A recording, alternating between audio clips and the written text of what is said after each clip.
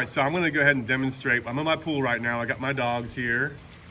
I got Daisy and got the little one, Charlie. You can see that in a second. Charlie's gonna demonstrate how it works, but you can see here, it makes it really easy for the dogs to climb up with these things. And then what you can do is you can tie this off if you want to something, or someone can just kind of hold it and let them walk on it. But it was really easy. You'll see it's really easy for Charlie to kind of get here and walk up on it. So it's really gonna be fun for the dogs. If you have an area of the pool that doesn't really have steps, or you're in a boat, or you aren't even on a dock, where it could be difficult for the dogs to climb up, this is gonna be perfect. So, you know, do what you need to do to anchor it, but it's gonna be a lot of fun for the dogs to be able to get out of the water, whether it's a lake or a swimming pool. I was given this in return for a review. Good boy. Come on, bud. There you go. Good boy. Okay, I'm gonna go ahead and this is how it comes out right out of the box. You have these different valves you can use.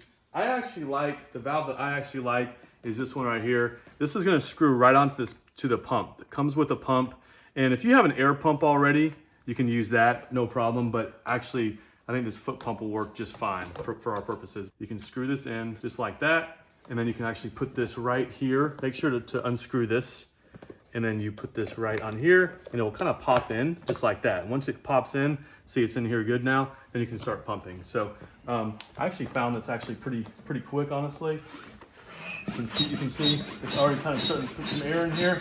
I do have an air pump as well, but I'm just kind of showing you if you don't have an air pump, this is still something you can pump up pretty quickly. You can already see that it's airing up really fast, okay? So we'll keep doing this. You can actually attach these like little ropes here to the raft, and then you can actually tie it off to something so it doesn't move around. So you can see already that here's where the stairs are.